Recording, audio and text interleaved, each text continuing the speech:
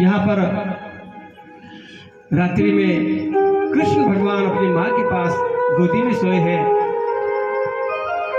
यशोदा माँ अपने पुत्र पर वात्सल्य का न्यौछावर कर रही है। अपने हाथों से बालक के सिर पर हाथ फिराती है और कन्हैया अपनी माँ से कहते हैं, तू कितनी अच्छी है, तू कितनी भोली है, प्यारी प्यारी है ओ माँ, ओ माँ, ओ माँ, ओ माँ। तू कितनी अच्छी है, तू कितनी भोली है, प्यारी प्यारी है ओ माँ, ओ माँ, ओ माँ, प्यारी माँ। ये जो दुनिया है ये बन है कांटों का, ये जो दुनिया है ये बन है कांटों का, तू फुलवारी है ओ माँ, ओ माँ, ओ माँ, ओ माँ।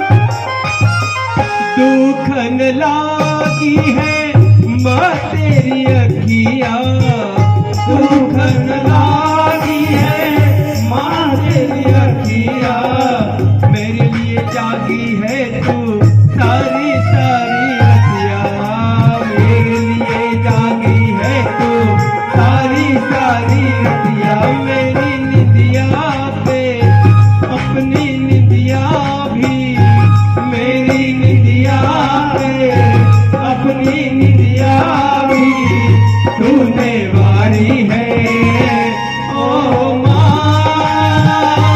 ओ माँ, ओ माँ, प्यारी माँ।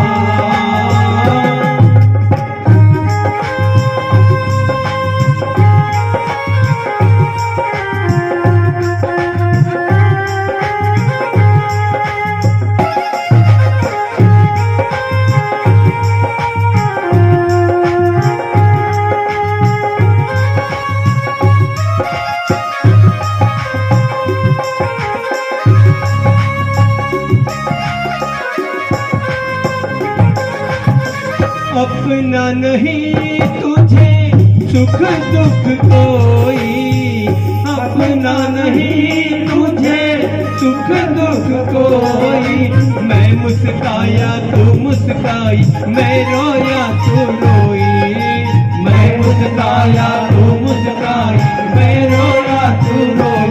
मेरे हंसने पे मेरे रोने पे, मेरे हंसने पे मेरे रोने पे तू बलिहारी है ओ माँ, ओ माँ, ओ माँ, प्यारी माँ।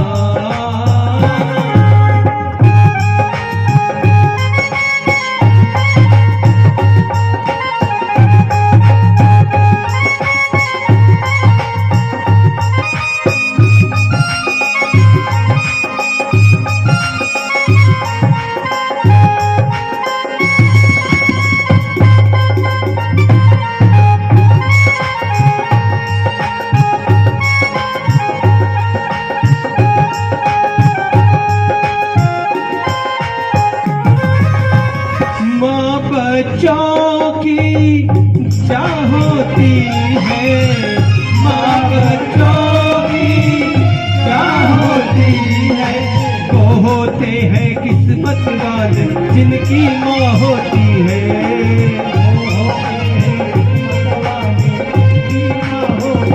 कितनी सुंदर है, कितनी शीतल है, कितनी सुंदर है, कितनी शीतल है, प्यारी प्यारी है।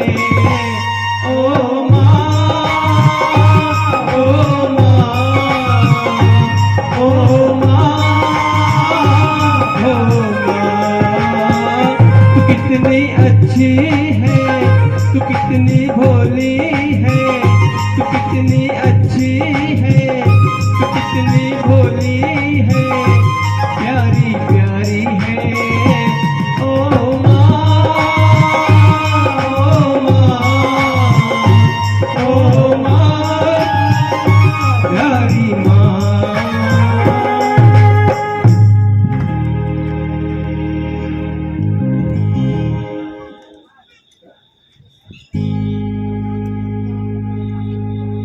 कन्हैया राज को अपनी माँ से बड़ा प्रेम करने लगे। माँ मन ही में विचार करने लगे, अब मुझे माता पिता को छोड़कर जाना पड़ेगा।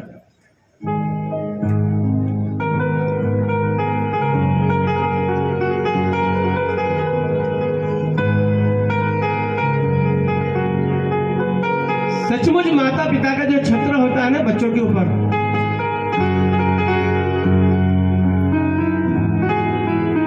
जब तक माता पिता जीवित होते हैं तब तक बच्चों को किसी बात की कोई चिंता नहीं होती,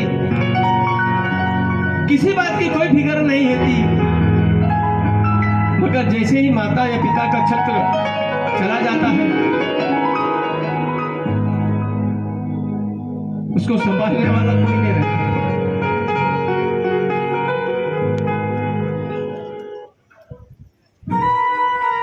कन्हैया माँ के गोदी में बैठकर सर रखा करके सोने का प्रयत्न कर रहे हैं, मगर नींद नहीं आ रही। माँ के आंखों से अश्रु बहने लगे। अगले दिन सुबह जब सब लोग उठ करके प्रातः क्रिया विधि की स्नान किया, कन्हैया ने, बलराम जी ने, नंद बाबा, यशोदा माँ,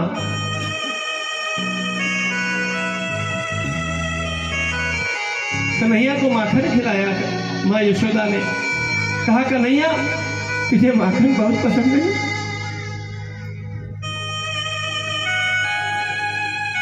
अब तो कितने दिन के लिए जा रहा है कन्हैया, तुझे वहां पर माखन कौन खिलाएगा?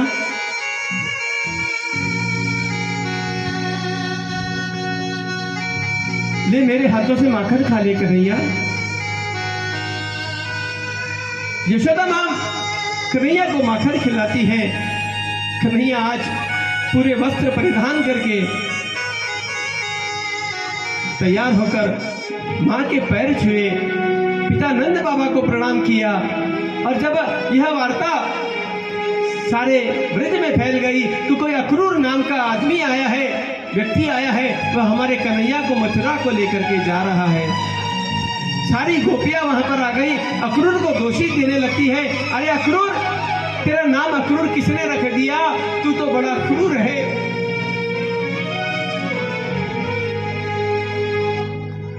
तू हमारे प्राणों से प्यारे है।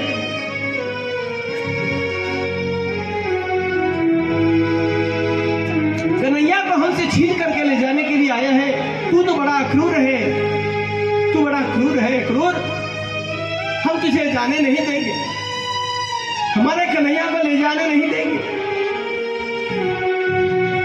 सारी गोपियां वहां पर कन्हैया के घर के सामने आकर खड़ी हो गई। राधा को बात पता चली, राधा भी दौड़कर आने लगी।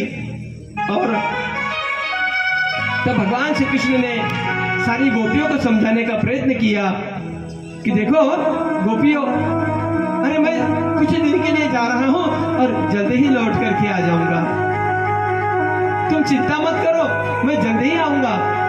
मगर गोपियां जो कभी भगवान से दूर नहीं रह पाई, कभी भगवान से अलग नहीं रही, वह भगवान के लिए तड़प रही है कि हमारा कन्हैया कब जाएगा और कब आएगा। गोपियां कहती है कन्हैया से, कन्हैया हम तुमको जाने नहीं देंगे, कन्हैया हमारी बात सुनो। और वहां पर पुकार लगाने लगी।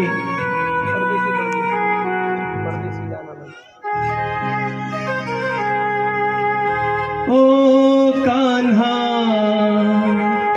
ओ कान्हा जाना नहीं मुझे छोड़ के, मुझे छोड़ के। ओ कान्हा मुरली वाले प्रीत निभाना, नाचे राधा रानी मीठी मुरली बजाना। ओ कान्हा जाना नहीं, ओ कान्हा जाना नहीं मुझे छोड़ के, मुझे छोड़ के। ओ कान्हा मुरली वाले प्रीत निभाना, नाचे राधा रानी मीठी मुरली बजाना। ओ कान्हा जाना नहीं मुझे छोड़ के, मुझे छोड़ के।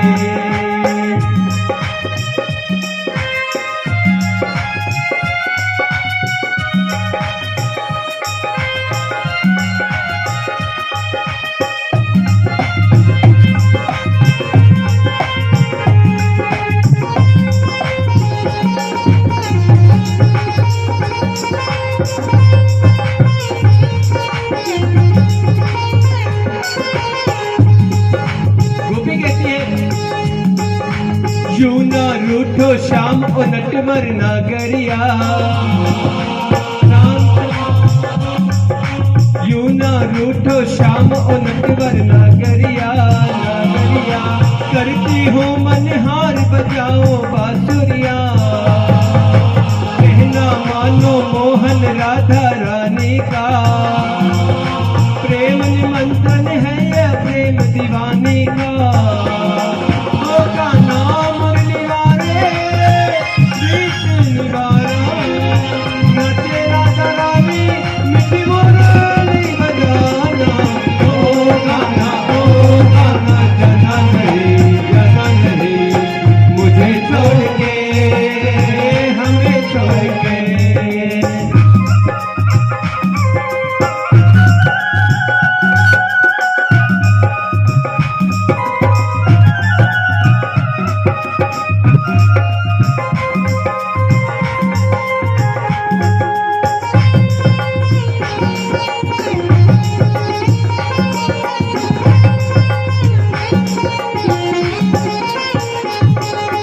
अपनी सारी सखियां छोड़ के आई हो, चुपके चुपके प्रेम पिघा कर लाई हो।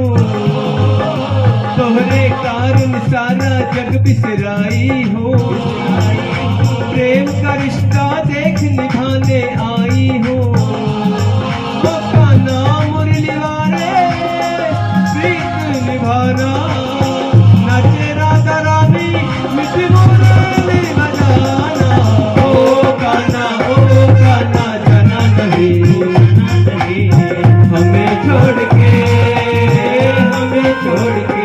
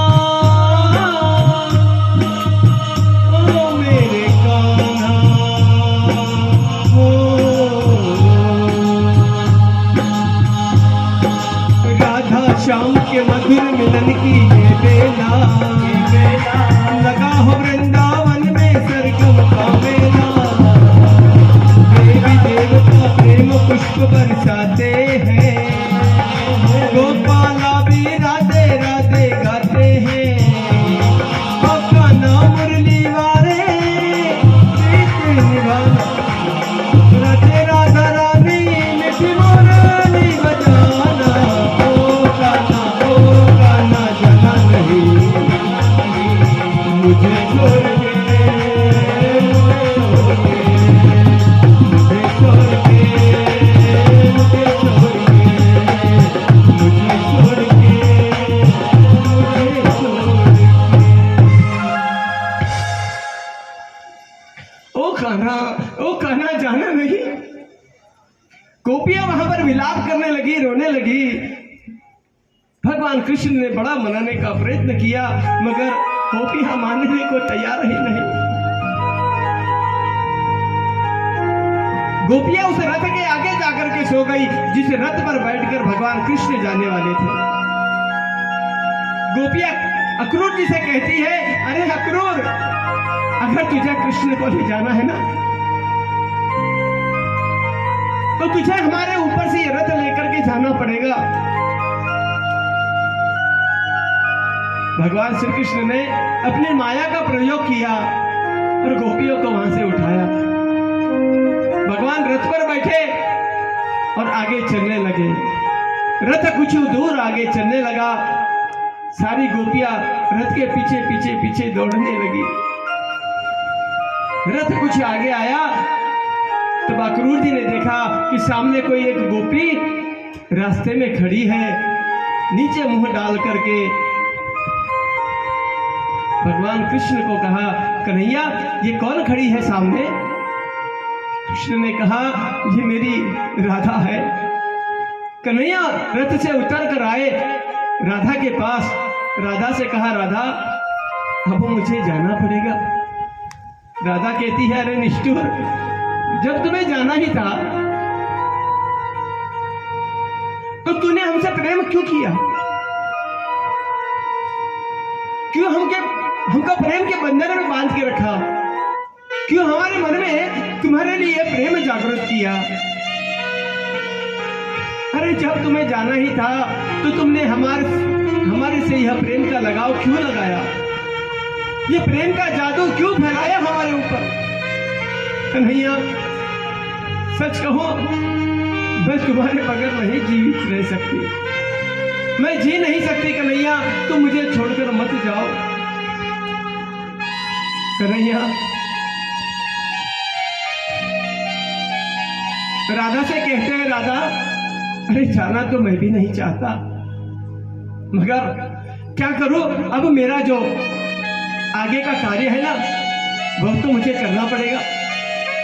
मैं जिस कार्य के लिए यहाँ पर भूलोक पर आया हूँ, जन्म लेकर के आया हूँ, अवतार लेकर के आया हूँ, मुझे वह कार्य तो करना ही पड़ेगा। राधा, देखो ये बांसुरी लो, और तुम जब इस बांसुरी को बजाओगी, मैं समझ जाऊंगा कि तुम मुझे याद कर रही हो। मैं झट से दौड़कर तुम्हारे पास आ जाऊंगा। राधा को यह आत्मविश्वास दिलाया कि तुम जब बांसुरी बजाओगी तो मैं तुम्हारे पास आ जाऊंगा। और कृष्ण भगवान राधा को बांसुरी देते हुए वहां से चले, रथ में बैठे, रथ आगे चलने लगा। राधा दूर तक, जब तक वह रथ दिखाई दे रहा था, तब तक वहां पर खड़े खड़े कृष्ण को निहारने लगी। अब रथ जब आगे चलने लगा, चलते चलते जब यह रथ यमुना नदी के किनारे आ गया, यमुना नदी के किनारे जब आया, तब अक्रूर जी ने रथ को रुकवाया और कहा, सारथी, रथ को रोको, अब मैं अभी स्नान करके आता हूं। भगवान कृष्ण और बलराम जी रथ में बैठे रहे। अक्रूर जी ने अपने वस्त्र उतारे और जब उस यमुना जी के जल में प्रवेश करते हैं, प्रवेश करने के बाद जब उन्होंने डुबकी लगाई तो नीचे जब डुबकी लगाने के बाद जब नेत्र खोले तो वहां पर भगवान नारायण और शेषनाग का उनको दर्शन हुआ। शेष रूप में बलराम जी दिखाई देते हैं और भगवान नारायण के अवतार में वह कृष्ण दिखाई देता है। अक्रूर जी ने कहा, मन में विचार किया, अरे ये दो बालक तो मैंने रथ पर बिठाए थे, ये यहाँ पर क्या कर रहे हैं? पुनश्च जब जल के बाहर आए, देखा रथ पर वो दोनों बालक वैसे ही बैठे हैं। पुनश्च डुबकी लगाई, पुनश्च देखा कि वही स्वरूप नीचे यमुना जी में दिखाई पड़ रहा है। पुनश्च ऊपर आए, पुनश्च डुबकी लगाई। इस प्रकार 4-5 बार डुबकी लगाने के बाद जब उनको यह एहसास हो गया कि मैं जिन बालकों को साधारण समझ रहा हूँ वो तो भगवान परमेश्वर का अवतार है, आकर के कन्हैया के चरणों में गिर गए। प्रभु मैं आपको पहचान नहीं पाया, क्षमा करें। और अब यह रथ पर बिठा करके लेकर के चले हैं और वहां पर भगवान श्री कृष्ण का और बलराम जी का यहाँ पर मथुरा में प्रवेश होता है। जैसे ही प्रवेश होने लगा, मथुरा के मेन गेट पर आए हैं। आने के बाद अक्रूर जी ने कहा कन्हैया चलो मेरे घर। कन्हैया ने कहा नहीं मामा जी, काका जी, चाचा जी, अभी मुझे 2-4 काम निपटने हैं, आप जाइए मैं आता हूं बाद में। और कन्हैया और बलराम जी वहीं पर उतर गए चौक में और वहां से आगे आगे आने लगे जहां पर यह यज्ञ चल रहा था। और उस यज्ञ में एक धनुष बाण रखा था जिसकी पूजा हो रही थी। और उन ऋषियों ने कंस को कहा था कि जो बालक अगर इसे धनुष बाण को कोई तोड़ देगा तो उसी के हाथों तेरी मृत्यु होगी। इसलिए वहां पर पहरा लगा करके रखा था उस धनुष बाण के पास। कन्हैया जब आगे आने लगे, सबसे पहले दिखाई दिया धोबी। धोबी को देखा तब कहा धोबी इधर आओ। धोबी आया। धोबी ने कहा क्या है? भगवान कृष्ण ने बोला है भैया तेरे पास क्या है? तो लिए महाराज कंस के कपड़े हैं। अच्छा ये हमको दे दो। उसने कहा नहीं दूंगा। तो भगवान श्री कृष्ण ने देखा ये वही धोबी है जिसने त्रेता युग में जिसके कहने के ऊपर मुझे अपनी पत्नी को वनवास भेजना पड़ा था, त्यागना पड़ा था। एक मुष्टिक का प्रहार किया धोबी के ऊपर, धोबी वहीं पर गिरकर समाप्त हो गया। अब सारे जो नगर के लोग थे, व्यापारी थे, देखने लगे सत्ता पलटने वाली है, कन्हैया आ गया है, अब कंस जाने वाला है। सब आकर के वहां पर जय जयकार करने लगे, गोपाल कृष्ण भगवान की। और वहां पर भगवान श्री कृष्ण आगे बढ़ने लगे। 2-4 लोग आए, हाथ जोड़ करके कहते हैं प्रभु हम ये यहाँ के व्यापारी हैं, मैं इस मंडल का सदस्य हूँ, अध्यक्ष हूँ, और ये मेरी दुकान है, जरा ध्यान रखना हमारा। कुछ दूर चलने लगे तब एक मालन दिखी जो भगवान ने देखा कि वह मालन पुष्प मालाएं लेकर आ रही है। कंस के लिए वो पुष्प लेकर के जा रही थी। भगवान ने उसको रोका, कहा अरे ये माला किसके लिए ले जा रही हो? तब कहा कि ये कंस राजा के लिए है, मगर मुझे तो ऐसा लगता है तुम बड़े सुंदर हो कृष्ण, मैं ये माला तुम्हें पहनाना चाहती हो। और भगवान श्री कृष्ण को वो माला पहना दी।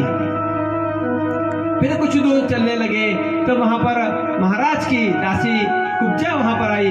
कुब्जा को देखा भगवान कृष्ण ने 3 जगह से टेढ़ी धीरे धीरे चलकर आ रही है। उसको देखकर भगवान श्री कृष्ण कहते हैं सुंदरी, ओ सुंदरी।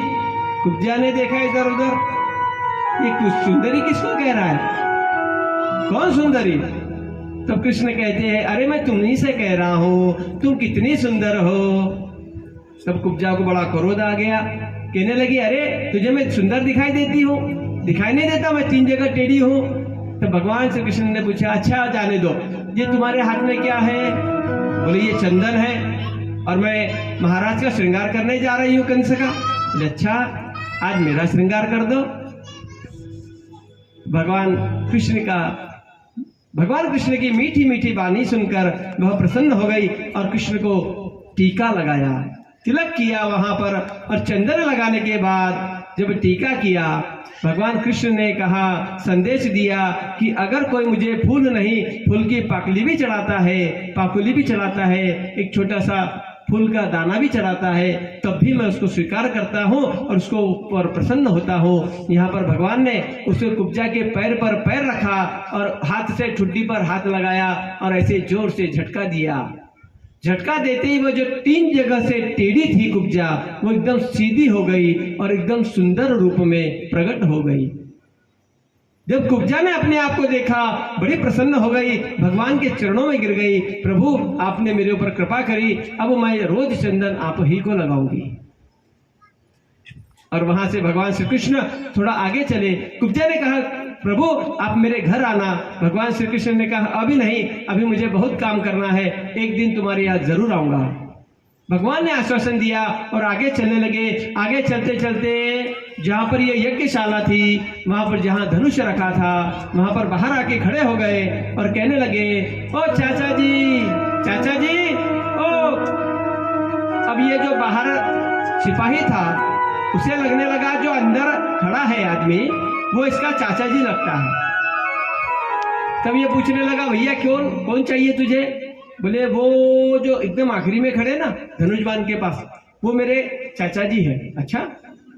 तब ये पूछने लगा, ऐ इसकी आवाज तो जा नहीं रही। ये बोलता है भेजो क्या? और इसको लगता है कि वो बोल रहा है कि इसको अंदर आने दो, दर्शन करना है। इस प्रकार भगवान श्री कृष्ण को अंदर प्रवेश मिल गया। प्रवेश मिलते ही आगे गए। जिन काका जी को हाथ बता रहे थे, चाचा जी को हाथ बता रहे थे, उनके पास जाकर के कहा, चाचा जी वो जो गेट पे खड़े हैं ना वो मेरे चाचा लगते हैं। बोले अच्छा, कोई बात नहीं बेटा, आओ आओ, क्या काम था? बोले देखो मैं धनुष देखना चाहता हूँ। बोले अच्छा देख लो, इसमें क्या बड़ी बात है, देख लो धनुष कैसा है। फिर पूछा, चाचा जी ये धनुष को हाथ लगाओ। बोले हाँ ठीक है लगा लो, बच्चा है ये क्या करने वाला है, हाँ? बच्चा ही तो है 12 वर्ष का, और क्या करेगा बच्चा। कहा चाचा जी फिर हाथ लगा लो। बोले हाँ ठीक है हाथ लगा लो। भगवान कृष्ण ने धनुष पर हाथ लगाया। फिर कहा मैं इसको उठाऊं चाचा जी? चाचा जी ने देखा, बेटा ये तुझसे नहीं उठेगा, ये बच्चों की खेलने की चीज थोड़ी है। चाचा जी मैं प्रयत्न करता हूं ना, प्लीज उठा लो। चाचा जी ने कहा ठीक है उठा ले। कहते ही भगवान ने देखते ही देखते उस धनुष को उठाया और पकड़ा और धड़ करके तोड़ दिया। ये देखा सिपाही दौड़ कर आने लगे, अरे धनुष तोड़ दिया बालक ने, मारो पकड़ो मारो। जब ध्वनि होने लगी सब सैनिक जब हथियार लेकर तलवार लेकर भगवान श्री कृष्ण के ऊपर मारने आने लगे। बलराम जी को कहा भगवान श्री कृष्ण ने, चलो जाओ तैयार हो जाओ। और दोनों भाइयों ने मिलकर उन सैनिकों को वहां पर पटक के मारा। 2-4 सैनिक बचकर भाग निकले और यहाँ पर कंस राजा के पास आकर के कहते हैं, राजा जी बचाओ, राजा जी। कहा क्या हुआ, क्यों चिल्ला रहे हो? सैनिक कहते हैं प्रभु बड़ा भयंकर काम हो गया। क्या हो गया? अरे वो जो धनुष बांध रखा था यज्ञशाला में, फिर क्या हुआ उस धनुष को? अरे उस धनुष को जो बालक आए थे उन बालकों ने तोड़ दिया। जब ये सुना कंस ने कि बालकों ने धनुष को तोड़ दिया, अब यह तो निश्चित हो गया। ऋषियों ने कहा था कि जो धनुष तोड़ेगा उसी के हाथों मेरी मृत्यु होगी। कंस ने मन में विचार किया, अब वो बौखला गया और जाकर अपने मित्र मंडली के पास जाकर के कहता है, अरे सुनो तुम क्या कर रहे हो? देखो वो मेरा शत्रु आ गया है, उसने हाहाकार मचा दी है, उसको मारने का प्रयत्न करो, उसको भी करो उपाय। तब शंख चांदूर मुष्टिक ने कहा, अरे तुम क्यों डरते हो, हम है ना।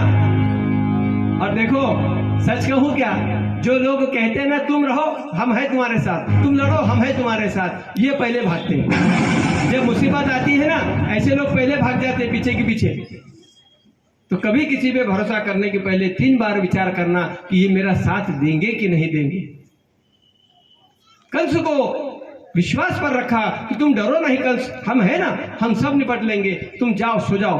अब जो है भगवान श्री कृष्ण यह लीला करके वहां पर राजमहल में जहां पर उनकी रखने की व्यवस्था की गई थी वहां पर जाके विश्राम करते हैं। रात्रि में जब कंस सोने का प्रयत्न कर रहा है मगर नींद नहीं आ रही, जैसे सोने का प्रयत्न करता है एक काला भैंसे पर बैठा हुआ एक यमराज उसको दिखाई देने लगा। कभी तो उसको ऐसा लगता है कि वह गधे पर बैठकर दक्षिण की तरफ जा रहा है, कभी उसको लगता है सपने में देखता है कि वह तेल से स्नान कर रहा है। ऐसे अनेक अपशगुन उसको स्वप्न में दिखाई देने लगे। वो कांप कर उठकर खड़ा हो गया और वो कहता है, विष्णु नारायण मैं तुझे छोड़ूंगा नहीं। तब आकाशवाणी हुई, अरे तू क्या मुझे नहीं छोड़ेगा, अब तुझे छोड़ने के लिए क्या, तुझे समाप्त करने के लिए मैं आ गया हूँ। कल तेरी मृत्यु निश्चित है। सुबह का समय हुआ, भगवान श्री कृष्ण स्नान करके बलराम जी के साथ तैयार होकर जब बाजार में से उस राज्यसभा की ओर आने लगे। अब कंस ने क्या किया देखो, खुद बैठा है उत्तर दिशा में, दक्षिण में मुख करके, और जिधर से भगवान कृष्ण आने वाले हैं वो दिशा रखी दक्षिण की। दक्षिण में से कौन आता है? दक्षिण में से यमराज आते हैं, और जिसको जल्दी मरना हो ना उसने दक्षिण की तरफ मुख करके बैठना, दक्षिण की तरफ मुख करके भोजन करना, दक्षिण की तरफ पैर करके सोना, वो 6 महीने के अंदर मर जाता। जय सिया राम। और जिसको अगर अपनी आयु बढ़ानी हो उसने उत्तर की तरफ पैर करके सोना, जिसको अपनी बुद्धि बढ़ानी हो उसने पश्चिम की तरफ पैर करना, सिर्फ पूर्व की तरफ करना, उसके वो बुद्धिमान बनता है। और जिसको बीमार होने की इच्छा हो वह आदमी ने पूर्व की तरफ पैर करके सोना, उसकी बुद्धि भी चली जाती और वह बीमार हो जाता। ऐसे बड़े बड़े रोग उसको पकड़ लेते हैं कि उसका इलाज भी संभव नहीं होता। तो अब यह दक्षिण में जाकर के बैठा है और रास्ता देख रहा है कब कृष्ण आएगा। जो रात्रि में कोलियापीठ हाथी को मदिरा पान कराए थे उसको दक्षिण के दरवाजे पर उपस्थित कर दिया, वो वहां पर खड़ा हो गया। भगवान श्री कृष्ण बाजार में घूमते घूमते बलदाऊ के साथ में जब वहां पर आने के बाद सामने पहला सामना हुआ उनका कोलियापीठ के साथ। कोलियापीठ हाथी वहां पर खड़ा है, भगवान को देख करके कोलियापीठ हाथी पर जो व्यक्ति बैठा था वो अंकुश से हाथी को मारने लगा, और कोलियापीठ हाथी मदमस्त था मदिरा के अंदर। वह जब देखा कृष्ण भगवान को, भगवान कृष्ण को सोंड में पकड़ने का प्रयत्न करता है, मगर कभी भगवान इधर छलांग लगाते, कभी इधर छलांग लगाते, कभी नीचे से निकल जाते। फिर भगवान ने दाऊ की तरफ देखा, दाऊ भैया अब लीला करनी पड़ेगी। और कन्हैया ने कोलियापीठ हाथी को पकड़ा, सोंड को पकड़ करके जब घुमाया और जब नीचे पटका है तो वहां पर हाथी समाप्त हो गया। बोलिए गोपाल कृष्ण भगवान की। कोलियापीठ हाथी समाप्त हो गया। जजमान जी एक नारियल लाके रखो यहाँ पे छिलके, अभी फोड़ना पड़ेगा अपने को। तब कोलियापीठ हाथी समाप्त हो गया और वहां पर जय जयकार होने लगी। और कृष्ण भगवान उस कोलियापीठ के जो जो हाथ दांत थे उन दांतों को निकाल लिए, अपने कंधे पर रख करके वह अंदर प्रवेश करते हैं। दक्षिण दिशा से पूर्व की तरफ जा रहे हैं। जब देखा अंदर आए राजा के पास और कहा ये फेंक दिया दांत। राजा जी ऐसा कहते हैं कि किसी के पास जाते हो, जब किसी गुरु के पास जाते हो, किसी संत के पास जाते हो या राजा के पास जाते हो तो उपहार देना पड़ता है। ये लो तुम्हारा उपहार। और हाथी के दांत फेंक दिए उसके सामने। अब मुष्टिक और चाणूर को कंस ने इशारा किया, इन दोनों बालकों को लो मल्ल युद्ध में और इनको समाप्त करो। और उनकी तारीफ करता है, ओ हो बहुत अच्छी बात है बालकों, तुम बड़े पराक्रमी हो, वीर हो, इसीलिए तुम्हें यहाँ पर बुलाया है। अब हम तुम्हें पुरस्कार देंगे, मगर तुम्हें सबसे पहले इन मल्ल युद्धों से युद्ध करना पड़ेगा। अगर तुम जीत गए तो तुम्हें यहाँ पर पुरस्कार प्रदान किया जाएगा। और हंसने लगा। भगवान ने देखा अच्छी बात है, दाऊ को देखा, दाऊ भैया लग जाओ। और भगवान कृष्ण को मुष्टिक ने और बलदाऊ को चाणूर ने पकड़ लिया और वहां पर दोनों मल्ल युद्ध करने लगे। मल्ल युद्ध करते करते कभी भगवान नीचे पछाड़ खाते, कभी उसको पछाड़ मारते। और अब बलदाऊ ने कहा भैया अब समाप्त करते हैं, बहुत खेल लिए इनके साथ। अब भगवान ने जो है एक मुष्टिक प्रहार की, मुष्टिक को मार दिया और बलराम जी ने चाणूर को मार दिया। दोनों जब बलवान पहलवान वहां पर समाप्त हो गए, अब ये देखकर हड़बड़ा गया कंस और उठ करके चिल्लाने लगा, अरे मारो मारो इन दोनों बालकों को, जिंदा नहीं जाने चाहिए, बचने नहीं चाहिए, आज यहाँ से इनको जिंदा नहीं भेजेंगे, समाप्त कर दो इनको। जब बौखला गया चिल्लाने लगा। उनके सैनिकों ने जब हथियार लेकर आगे आने का प्रयत्न किया, जो नंद बाबा अपने सखो बाल सखा के साथ आए थे उन्होंने उनको साथ प्रतिकार किया। और यहाँ पर भगवान श्री कृष्ण ने दौड़ करके मामा के राजगद्दी के पास जाकर खड़े हो गए, मामा के सामने, और कहा अब मामा जी ये भांजा तुम्हारे सामने है, अब मैं तुम्हें नहीं छेड़ूंगा। भगवान कृष्ण की ओर जब तलवार से वार करने का प्रयत्न करते हैं, भगवान ने हाथ पकड़ा और 2 गुलामड़ी मार के मामा को नीचे गिराया और छाती पर जाकर बैठ गए। छाती पर जाकर बैठ गए और जोर से अपने मुष्टि को घुमा करके उसके छाती पे मारा और वहां पर कंस का उद्धार हो गया।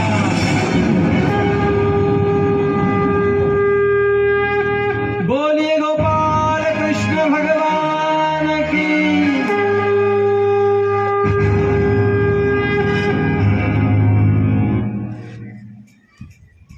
यहाँ पर कंस का उद्धार कर दिया भगवान श्री कृष्ण ने। वहां पर हाहाकार मच गया, वहां पर भयंकर युद्ध होने लगा। जो कंस के सैनिक थे